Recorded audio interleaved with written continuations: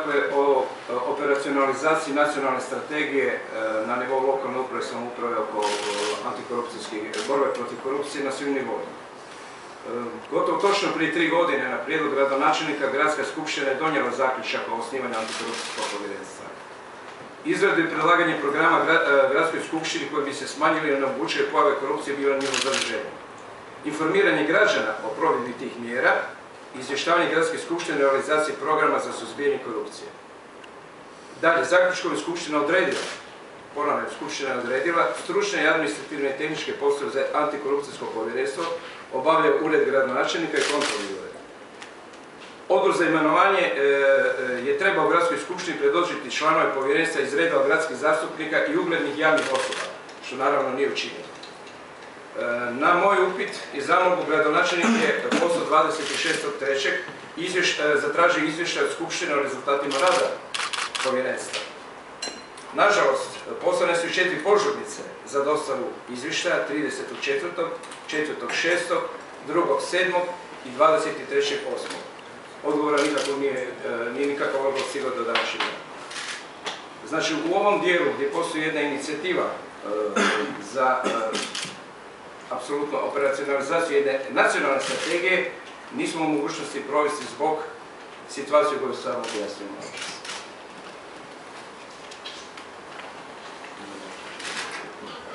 I drugo. Da, drugo je nešto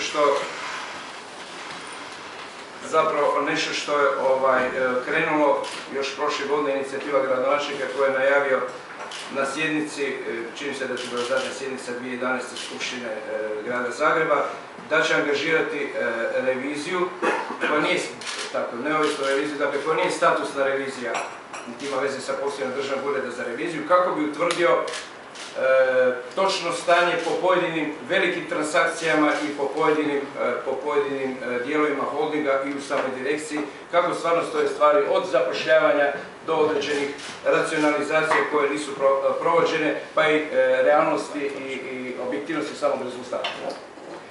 Ja ću samo podsjetiti na neke stvari koje su od 10. siječnja kada je potpisan ugovor o reviziji koje su se događale. Znači, tvrtka koja je dobila audit preuzela ugovornu obvezu započeti reviziju u roku 7 dana i u roku 60 dana, s obzirom da se radi o specifičnoj reviziji, o rezultatima revizije obavijestiti gradonačelnika. Usprkos obavljenim uvodnim sastancima kojima sam bio nazočan, jer po međunarodnim revizorskim standardima unutarnja revizija i koordinator svih revizija u revidiranom subjektu, pa tako i u gradu Zagrebu, znači u siječnju i veljači nisu stvoreni preduvjeti za obavljanje revizije. 6. ožujka predsjednik uprave Zagrebačkog holdinga očitovao se da bi revizija mogla započeti početkom travnja.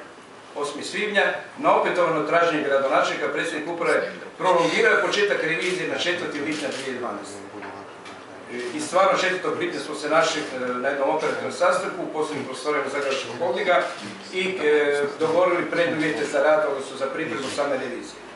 Međutim, 24. srpnja, gradonačelnik, s obzirom da se ga obavijesti da se te stvari ne više s prve točke, obavijesti ministar financija, o ovome što vas je upravo sad upoznao, o nemogućnosti provođenja kontrole namjenskog i zakonitog trošenja proračunskih sredstava transferiranih u Zagrebački holding, tako znači onemogućena je provođenje odredbi zakona o fiskalnoj odgovornosti.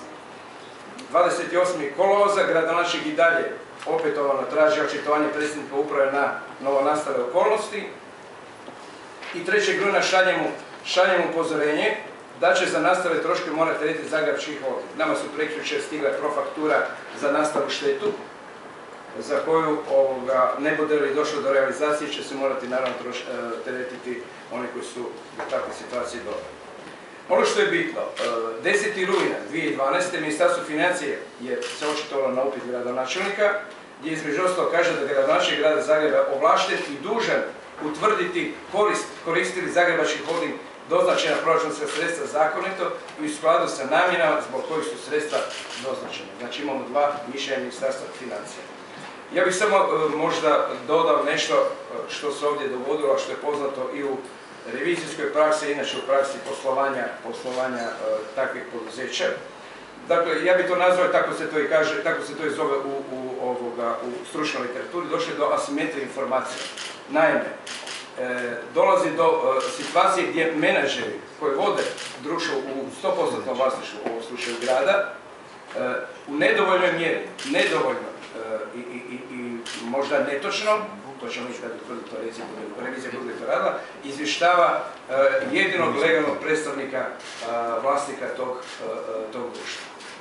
Mislim da su te stvari neprihvatljive, one nisu presedan, one navodno nisu ni presedan u Hrvatskoj, ali Europa i svijet se s tim susreću i definitivno ova revizija koju je gradonačelnik organizirao, odnosno naručio, bila više nego nužna da bi se te stvari osvijetlile. Dakle, ovdje se ne radi, moramo raditi razliku između statusne revizije, koja se radi godišnja komercijalna revizija, državna za revizije radi svoje, a dakle ovo je revizija koja bi se bavila pojedinim slučajima, pojedinim poslovnim događajima koji imaju svoju povijest. Dakle, ja bih rekao, možda ovako, da se u nekim slučajima radi i o forenzici u smislu revizijskog izvještavanja i revizijske kontrole.